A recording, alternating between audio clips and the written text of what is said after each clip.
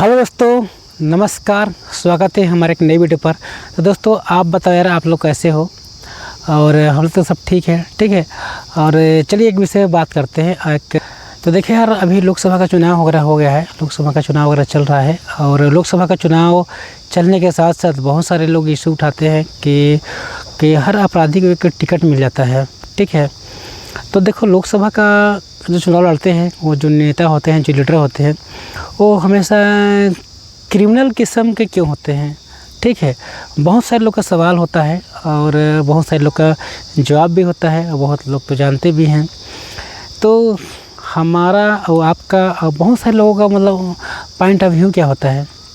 तो लोकसभा का जो चुनाव लड़ते हैं, वो तो जानते हैं कि कहीं न कहीं ऐसे उम्मीदवार रहते हैं या फिर ऐसे नेता रहते हैं जिनका बैकग्राउंड जो है अपराधी किस्म का रहता है, क्रिमिनल किस्म का रहता है।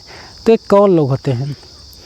ये वही लोग होते हैं दोस्तों, जिनको अपना राजनीतिक करियर में ग्राफ बढ़ाना रहता है।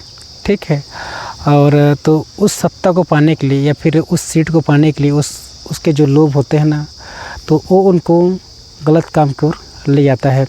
और बहुत लोग के पास मतलब आपराधिक कारण नहीं रहता है, कोई साजिश के थ्रू फंसा रहता है और या फिर वो कुछ गलत काम से वो मतलब अपराध कर बैठता है, मतलब नेता बनने के चक्कर में, या फिर उसके कुछ आदमी को या फिर जो उसके सपोर्टर को कोई मिसबिहेव करता है, जिसकी वजह से वो अपराध करते हैं।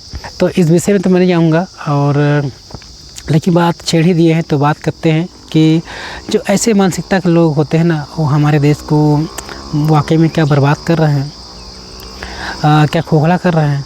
जी हाँ, वाकई में बर्बाद कर रहे हैं, देश को खोखला कर रहे हैं। और जो पार्लियामेंट में जब वो बैठते हैं तो अपराधी लोग को देखे होंगे बहुत ज़्यादा सपोर्ट करते हैं अपने उसके जो एरिया में जो भी रहे, उसको जो सपोर्ट करता है नेता है, और उस नेता को जो सपोर्ट करता है, और नेता के सपोर्टर जो रहते हैं ना, उन लोग भी मतलब अपराधी किस्म के रहते हैं। तो भारत में ये सब कितने दिनों तक चलते रहेगा? और आप देख सकते हैं, आज़ाद भारत के बाद से या फिर आज़ादी से पहले तो मुझे नहीं पता, लेकिन हम लोग जितना देखते हो, समझते हो, सुनते हैं, उसके हिसाब से हम बोल सकते हैं कि जितना भी नेता लोग बनते हैं ना, सब अपराधी किस्म के बनते हैं। ठीक है, सब में मतलब क्रिमिनल भावना थोड़ा थोड़ा रहता है। अब आप देखे होंगे कैसे कि बहुत से लोग मंत्री रहते हैं, बहुत से लोग बड़े बड़े पोस्ट में रहते हैं। ठीक है, वो लोग मतलब मिनिस्टर बनने रहते हैं, नेता बने रहते हैं, लीडर बने रहते हैं। यहाँ तक कि दोस्तों देखोगे कि अब गांव लेवल में भी, मतलब गांव में भी बहुत लोग अपराधी किस्म के रहते हैं, जो सरपंच बन जाते हैं, मतलब वो सरपंच बन जाते हैं, मुखिया बन जाते हैं। अब ऐसे लोग रहते हैं।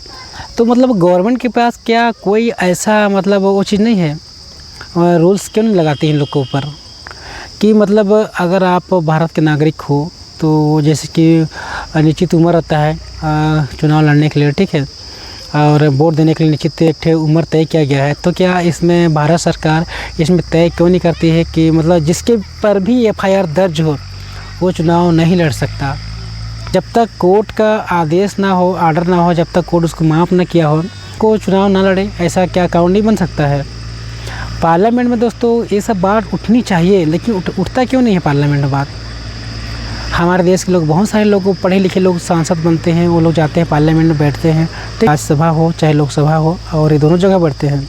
तो उसका जो क्षेत्र रहता है, जिस क्षेत्र से चुनाव लड़े रहते हैं, अब उसका विधानसभा रहता है, उसका संसदीय क्षेत्र रहता है, उस एरिया में वो काम करते रहते हैं। तो वहाँ मीटिंग वगैरह नहीं होती है। तो मतलब इस तरीके से मतलब लोगों के बीच क्या इमेज लेके जाते हैं, आप तो समझ ही सकते हैं।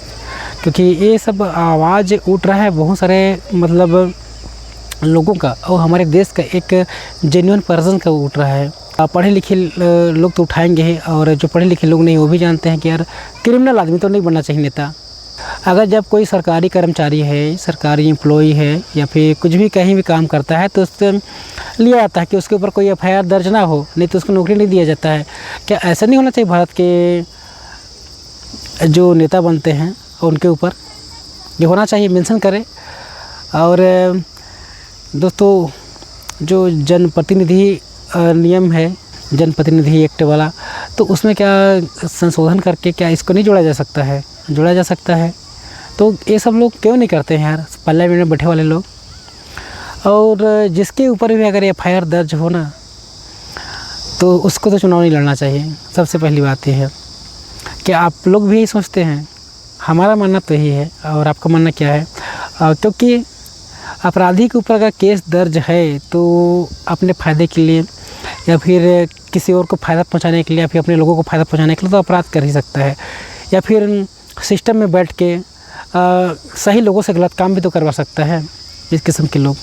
हाँ, जानते हैं कि हर कोई भी किसी स्टाफ में कुछ लापरवाह अधिकारी लोग रहते हैं, लापरवाह लोग रहते हैं जो नहीं करते हैं। तो कुछ जो लीडर होते हैं वो अपना साम दाम दंड भेद लगाते हैं को ठीक करने के लिए। तो ये ऐसे इस तरीके से जो काम सिलसिला उन लोग को बनता है, तो उनके ऊपर मुकदमा हो जाता है।